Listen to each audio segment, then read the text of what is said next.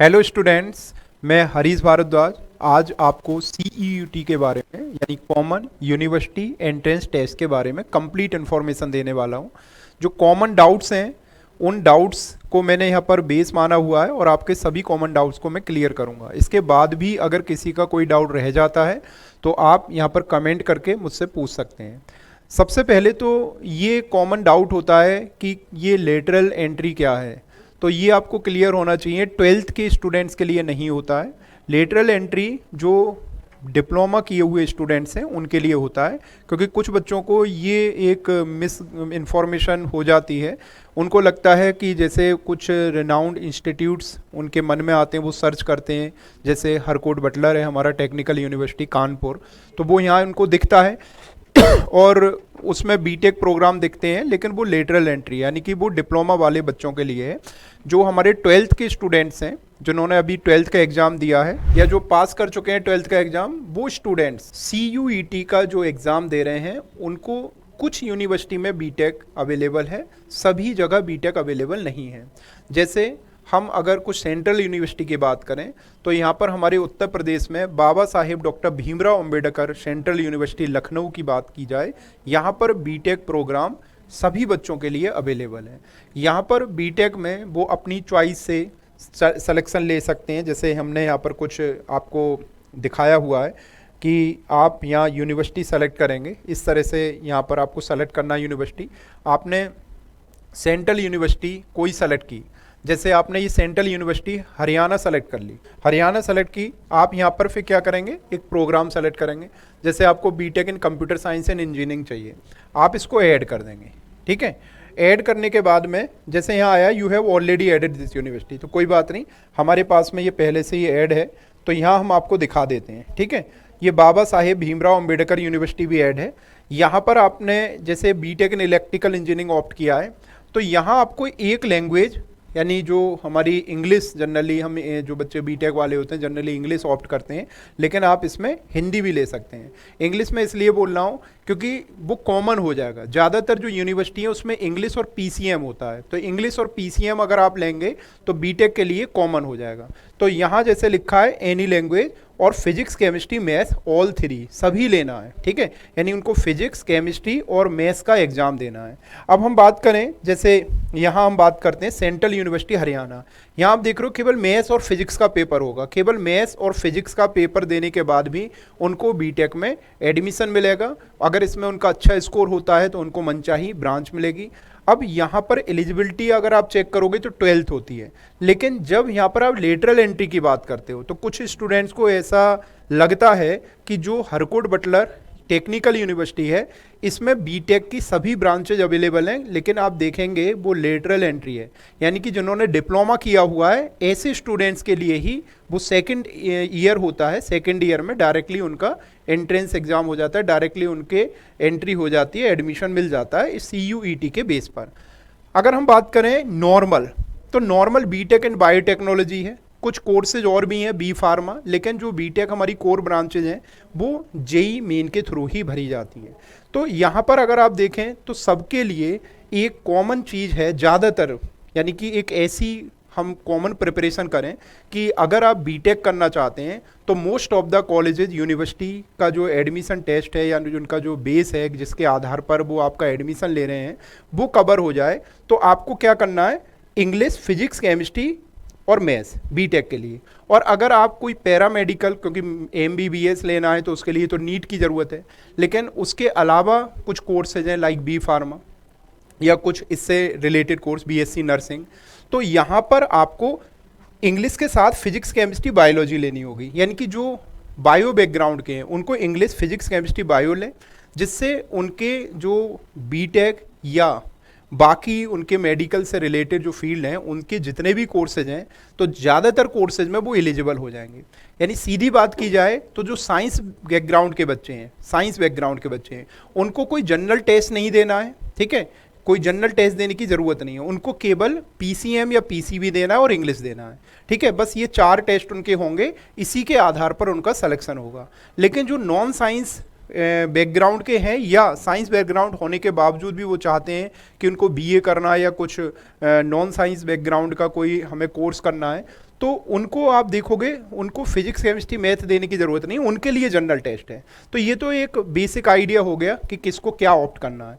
दूसरी बात, यहाँ पर आप चेक कर लें कि आपको किस यूनिवर्सिटी में क्या मिल रहा है। जैसे कई जगह जैसे दिल्ली टेक्नोलॉजी यूनिवर्सिटी है, DTU, एक बहुत ही रिनाउंड ये कॉलेज होता है, यूनिवर्सिटी है हमारी दिल्ली टेक्निकल यूनिवर्सिटी। इसमें JEE मेन के थ्रू ही एडमिशन होता है और बहुत अच्छा माना जाता है तो, और काफ़ी हाई इसकी कट ऑफ भी जाती है। तो यहाँ पर अगर आप देखेंगे तो यहाँ BTech कोर्स नहीं मिलेगा आपको, यहाँ पर इसमें जो और प्रोग्राम चल रहे हैं BA ऑनर्स BBA ये मिलेगा, ठीक है। तो आप सबसे पहले ये चेक कर लें कि आप कौन सा कोर्स ऑप्ट कर रहे हैं, ठीक है।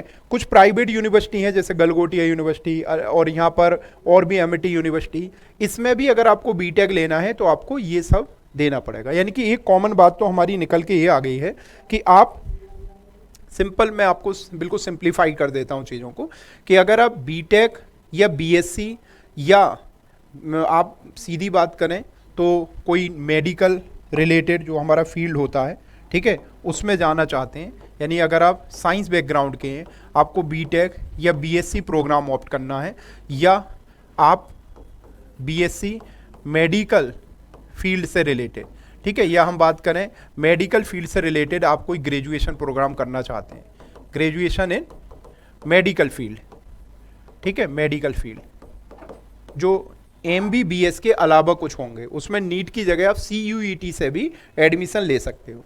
तो आपको PCM या PCB, ठीक है, यानी कि आपको केमिस्ट्री का देना है, फिजिक्स का देना है, और अगर आप मैथ्स बैकग्राउंड के हैं तो मैथ्स का देना है, बायो बैकग्राउंड के हैं तो आपको बायो का देना है, इनके साथ में आपको इंग्लिश का दे देना है। तो आपके लगभग सभी तरीके के कोर्सेज के लिए आप एलिजिबल हो जाओगे। इस स्कोर के बेस पर आपको एक अच्छी जगह, एक रिनाउंड यूनिवर्सिटी में, रिनाउंड कॉलेज में आपको एडमिशन मिल जाएगा, ठीक है। जो प्रोग्राम आप सेलेक्ट कर रहे हैं उसके लिए आप एडमिशन ले पाएंगे अगर आप यहाँ अच्छा स्कोर कर लेते हैं।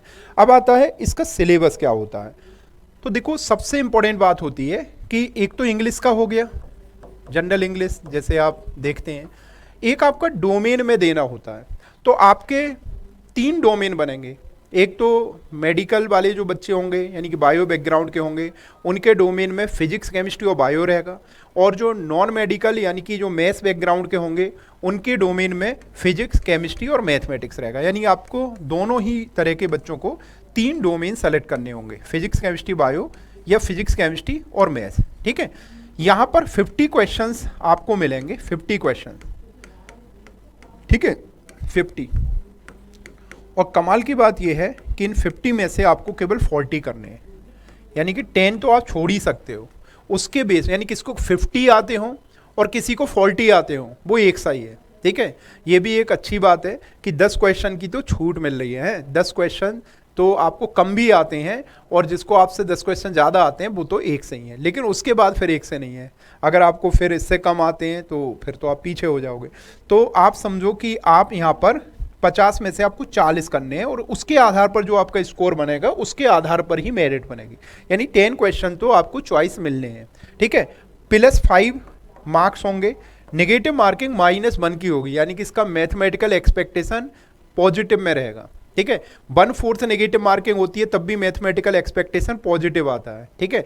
यानी 1/4 नेगेटिव मार्किंग है तो रैंडम टिक करने पे, तुक्का मारने पर काफ़ी ज़्यादा चांसेस हैं कि आप फ़ायदे में रहोगे। अब यहाँ पर तो 1/5 है तो और भी ज़्यादा चांसेस हैं कि आप फ़ायदे में रहोगे।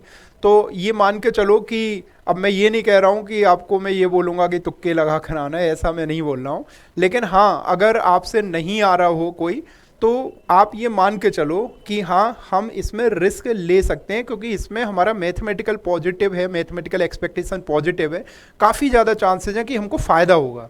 और अगर आपको ये चेक करना हो तो आप एक काम करना, घर में भी 1/5 की जहाँ नेगेटिव मार्किंग, या अपने आप ही कुछ ऐसे क्वेश्चन डिजाइन करना जिसमें 1/5 की नेगेटिव मार्किंग रखो, ठीक है, या कोई पेपर सॉल्व करना 1/5 की नेगेटिव मार्किंग। एक बार आपको जो जो आता है, ठीक है, वो करना और उसके बाद में अपना स्कोर चेक करना। उसके बाद में आप कहना कि मैं तो सारा ही कर लूँगा, जो मुझे आता है वो तो सही होगा ही, बाकी को मैं तुक्के मारूंगा। तो आप चेक करना, आपको उसमें थोड़ा सा फ़ायदा ही दिखाई देगा। तो ये मैं आपको एक मैथमेटिकल बेस के आधार पे बोल रहा हूँ कि यहाँ पर फ़ायदा हो की संभावना ज़्यादा है। भाई पॉसिबिलिटी बता रहा हूँ मैं, ठीक है, प्रोबेबिलिटी ज़्यादा है, ठीक है। अब बात करते हैं कि आपका सिलेबस क्या होगा। सिलेबस। देखो, सिलेबस में सबसे महत्वपूर्ण बात ये होती है कि हम केवल ये सुन लेते हैं कि ट्वेल्थ का सिलेबस है, ट्वेल्थ का सिलेबस है। तो मैं केमिस्ट्री डोमेन की बात आपको कर बता रहा हूँ यहाँ पर। केमिस्ट्री ऐसा ही फिजिक्स में है और ऐसा ही मैथ्स में है। केमिस्ट्री डोमेन में जो आपके ट्वेल्थ क्लास में आपको बोर्ड में आपने पढ़ा होगा वो सिलेबस तो है ही, लेकिन साथ में जो आपने नहीं पढ़ा है और जो जेई मेन में भी कट कर दिया गया था, जो नीट के एग्जाम में भी कट कर दिया गया था, वो सिलेबस भी इंक्लूड है। क्योंकि अभी आप ऑफिशियल वेबसाइट पर देखेंगे तो वो लिखा हुआ है। अगर उसमें कुछ चेंज हो जाए, आगे कुछ हो जाए, तो मैं नहीं कह सकता, वो तो आपको ऑफिशियल वेबसाइट पर अपडेट रहना पड़ेगा।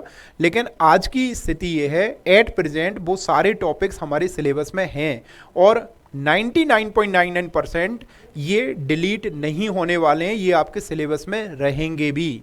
तो मेजर टॉपिक जो केमिस्ट्री के आपको पढ़ने हैं, जो अब तक आपने नहीं पढ़े थे सिलेबस में डिलीट होने की वजह से, वो मैं आपको बताता हूं। आपको सॉलिड स्टेट पढ़ना होगा, ठीक है, एक बड़ा टॉपिक होता है और बहुत कॉन्सेप्चुअल टॉपिक होता है, ठीक है। मैं आपकी सपोर्ट भी कर सकता हूं अगर आप चाहेंगे तो, या कमेंट कर देना, ठीक है। मैं आपके कुछ एडिशनल टॉपिक्स या यूट्यूब पर भी आपको प्रोवाइड करा सकता हूं।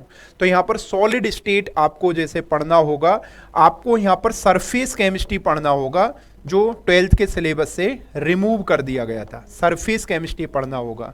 इसके अलावा आपको यहाँ पर एक टॉपिक पी ब्लॉक बहुत बड़ा टॉपिक होता है, वो भी डिलीट कर दिया गया था, ये भी आपको पढ़ना होगा, ठीक है। इसके अलावा chemistry in everyday life, chemistry in everyday life, ये भी आपको पढ़ना होगा। पॉलीमर्स, ये भी आपको पढ़ना होगा। ये तो मेजर पोर्शन हो गए, मतलब मेजर टॉपिक, पूरे चैप्टर ही हो गए। ये तो पूरे चैप्टर है, 1 2 3 4 5 तो मैंने पूरे चैप्टर्स ही आपको गिना दिए हैं जो आपको पढ़ना होगा। ये बहुत बड़ा पोर्शन है, यानी जितने आपका सिलेबस ट्वेल्थ में है उसका कम से कम 1.5 गुना तो आपको दिख ही गया होगा कि ये तो हमें पढ़ना ही है। पी ब्लॉक तो बहुत बड़ा भी दिख गया होगा, लेकिन इसके अलावा भी जो चैप्टर के बीच बीच में से कुछ कट हुआ था पार्ट, जो आपने बोर्ड के टाइम पर या नीट और जेई के लिए नहीं पढ़ा होगा, वो भी आपको पढ़ना होगा, ठीक है। तो मैं आपको पहले भी बता चुका हूँ कि अगर आपको इन टॉपिक से रिलेटेड या कुछ एक्स्ट्रा जो हम ट्वेल्थ पढ़ लेते हैं उसके बाद में CUET में क्या एक्स्ट्रा पढ़ना है, उससे रिलेटेड अगर आपको कुछ गाइड चाहिए तो आप यहाँ पर कमेंट करें। जितने ज़्यादा बच्चों के कमेंट्स आएंगे, ठीक है, मैं उतनी जल्दी अपनी ये एडिशनल टॉपिक की क्लासेस स्टार्ट कर दूँगा, ठीक है। तो हम लोग नेक्स्ट डिस्कशन में फिर मिलेंगे, जल्दी मिलेंगे, ठीक है। आप कोई और इन्फॉर्मेशन अगर चाहते होंगे या इससे रिलेटेड आपका कोई डाउट रह गया हो तो कमेंट कर दें, मैं वीडियो के माध्यम से या आपके जो कमेंट होगा नीचे उसका आंसर दे दूंगा, ठीक है। अगर ऐसा होगा कि उसके लिए वीडियो बनाने की ज़रूरत होगी तो मैं वीडियो बनाकर आपका जो भी डाउट होगा उसको क्लियर करूँगा, ठीक है। मिलते हैं, थैंक यू।